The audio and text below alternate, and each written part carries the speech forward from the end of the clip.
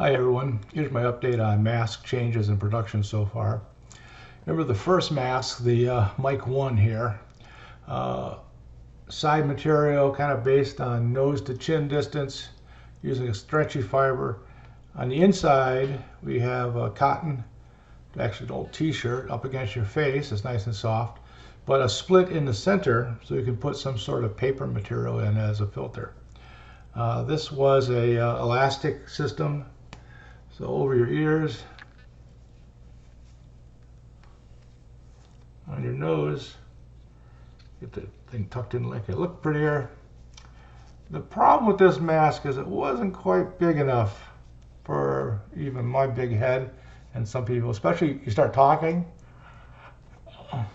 Okay, that's an exaggeration, but if you open your mouth enough, it'll start coming out, and if you try and pull it, and it had a pretty good vacuum.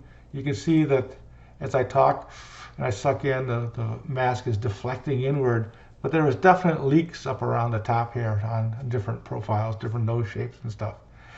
Plus the elastic kind of is aggravating, it pulls back on your ears and stuff. So this was a good start, but definitely generation 1.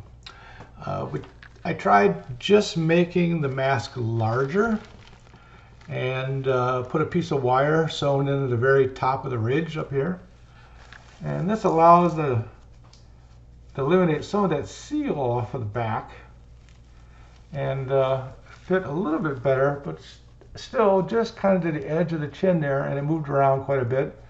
And of course the problem with elastic is depending on how you cut it and how long it's stretched, it may get looser as time goes on.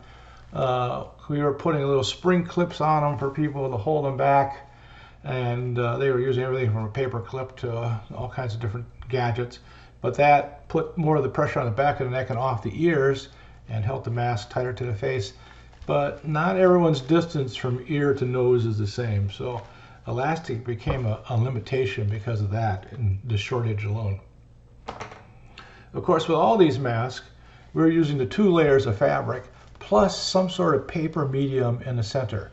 Now this is a piece of shop towel cut down, like a paper towel but denser. Paper towels are pretty porous, but shop towels are a lot denser, a lot sturdier material, and pretty good filtration. You may get down to probably 10 microns with a doubled up layer of shop towel inside one of these masks. Also commonly available coffee filters work great too. Folded over, they fit in the mask pretty well, cover up most of the area, and these are easily disposable and changeable, and depending on how you fold them, they can work very good. Some people are using air filters from furnaces. Those are okay.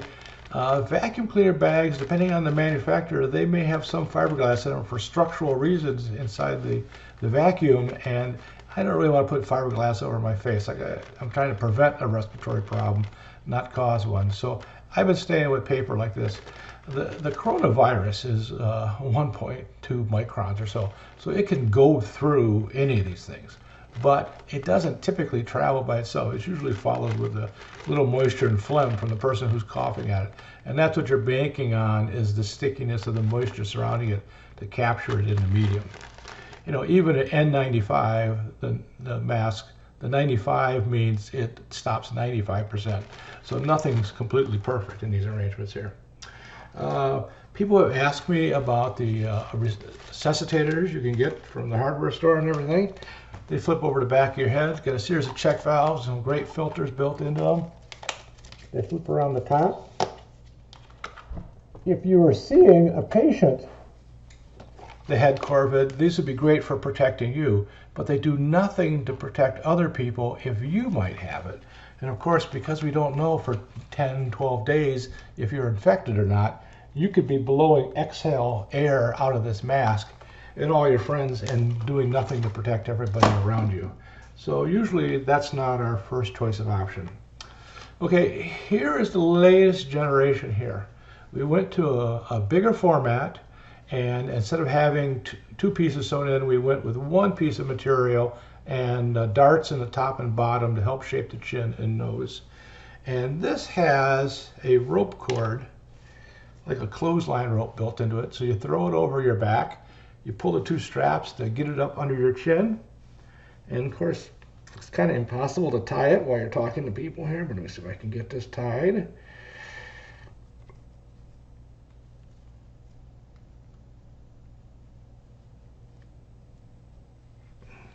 Okay, now back over here. Of course, the TV camera is backwards in the mirror, so everything's kind of goofy when you look at it, and that's why I got it on this crooked. But you can see the wire can bend around your nose to get a better seal there, and this can drop across your face. And the mask is deflecting back and forth as I breathe, so it's a pretty good seal, especially if I get the nose up here in the right spot. So this works out pretty good. Very flexible for different head types because you can just cinch it down different amounts. Easy to come off quick, drop out of the way, tie it back up, put it back up. Works great. And what I do, if we have enough of these in stock, I just leave them hanging in the laundry room after I come back in, let them go untouched for 2 or 3 days. Whatever virus is on them is going to die, and you can just use them again without changing the paper even, or wash them. And of course, if you're using them going in and out, yeah, I'd wash them with soapy water and then let them dry and repaper them each time. That's about it. We did test everything with SA2 meter to make sure that we were not rebreathing too much carbon dioxide. Oxygen levels stayed identical to where they started at after about a half hour or so running around the house. So you should be fine wearing these for hours on end. Thanks for watching.